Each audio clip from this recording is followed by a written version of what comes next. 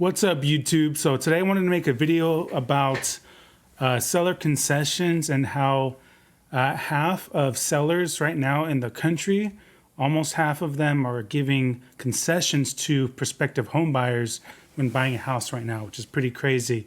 I'm going to go through this article that I found and highlighted a couple things to review. But again, check this out. It's pretty interesting. So first off, nearly half of home sellers are making concessions to woo buyers. Okay, so home sellers gave concessions to buyers in 45.5% of home sales recorded by Redfin agents during the 3 months ending February 28th, up from 31.1% 1 year earlier. So that's the highest share of any 3-month period in Redfin's records, which dates back to June of 2020. Okay. It gives you kind of a visual cue here. Again, basically almost half of home sales, at least by Redfin agents, are given seller concessions to the new home buyers, which is pretty wild. Okay. A concession is recorded when an agent reports a seller provided something that helped to reduce the buyer's total cost of purchasing that home. And for the purpose of this report, a seller lowering the list price of their home does not count as a concession. Okay. Concessions have become increasingly common because rising mortgage rates and stubbornly high home prices have caused many buyers to put their plans on hold, which has motivated sellers to throw in freebies to attract the buyers who remain.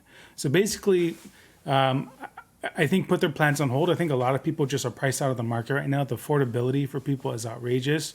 Rates are somewhere in like 6s to 7s right now.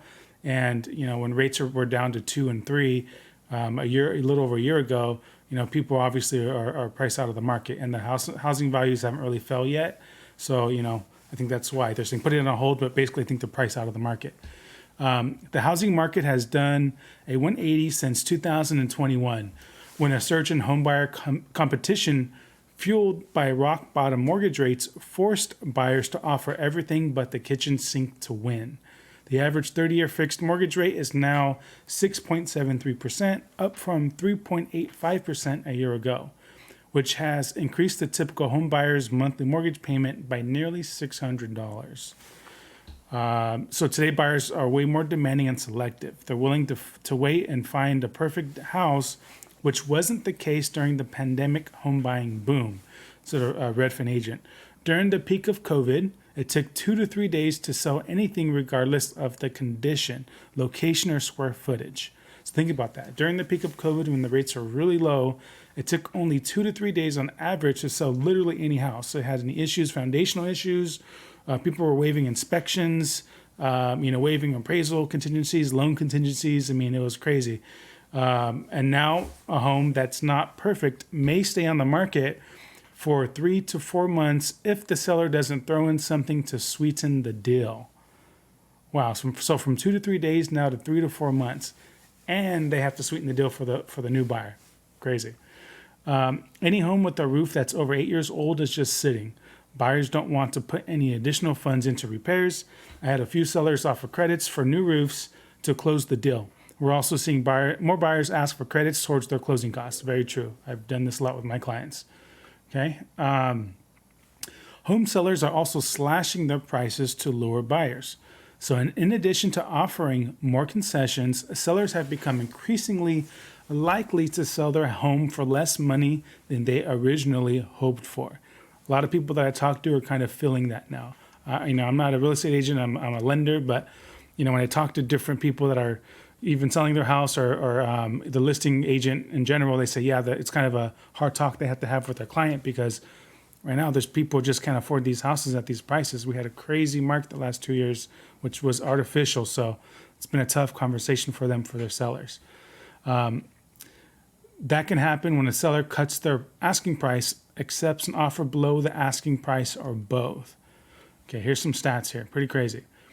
So a record 25.2% of home sales are recorded that were recorded by Redfin buyer agents included both a concession and a final sale price below the list price during the 3 months ending February 28th.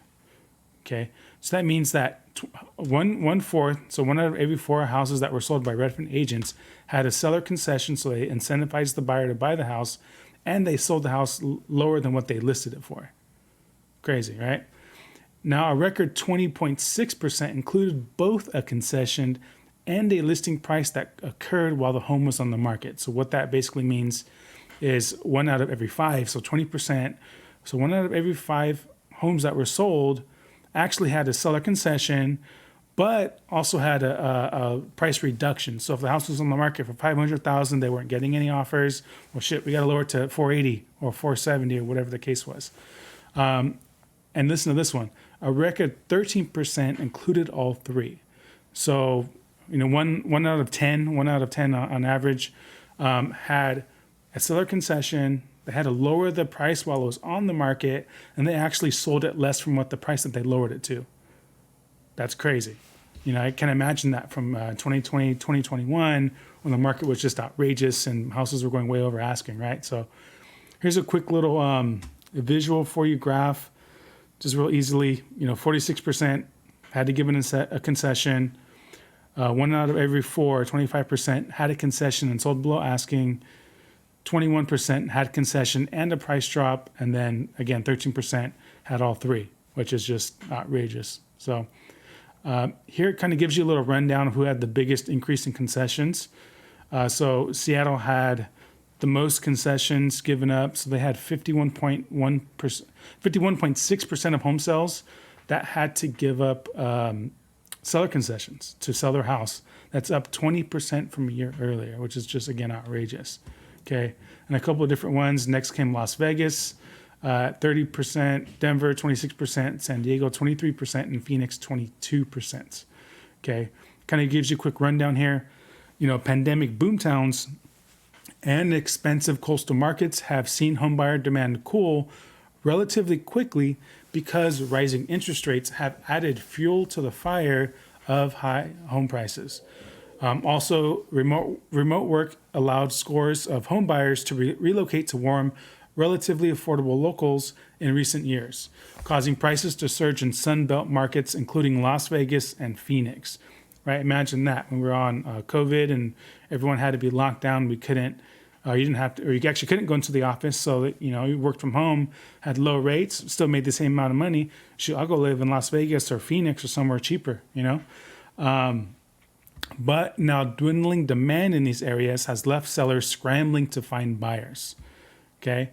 Now concessions are most common, looks like in Las Vegas. In Las Vegas, sellers gave concessions to buyers in 77% of home sales during the 3 months ending on February 28th. That is crazy. So three out of every four home sales that happened in Las Vegas had some type of seller concession. Here are some next ones, which are still pretty high. Next came San Diego, 74.8, Sacramento, 70.9, Phoenix, 63.7, and Denver, 60.9. And it says here, in New York, sellers gave concessions to buyers in 16.7% of home sales, the lowest share among the metros Redfin analyzed, followed by San Jose, 21, Boston, 23, Philadelphia, 30, and Austin, 33.9. Okay, so just wanted to show you this and take a look at that because, again, pretty wild right now in the markets that sellers are having to give concessions to buyers to actually take their home, right? Seen that a lot with my clients. Really right now I'm recommending to a lot of my clients is, look, if you don't, number one, plan on being there for the next 3-4 plus years, it's probably, don't push anything to buy right now. Don't, if you're not happy with it, you're not in love with it, don't rush it. Also, too, you can have the sellers give you money, right? Seller concessions. Make sure you're asking your agent. Say, hey, look, I want to put an offer with 2-point concessions, right? $500,000 purchase price, 2% concession. That's $10,000 you can get, right? And you can use that towards your closing costs. You can use that towards buying down your rate permanently, or we have temporary rate buy downs, which is a pretty cool option for you as well. So. Again, just kind of wild right now with the market and where everything's going. Affordability for a lot of people is really tough.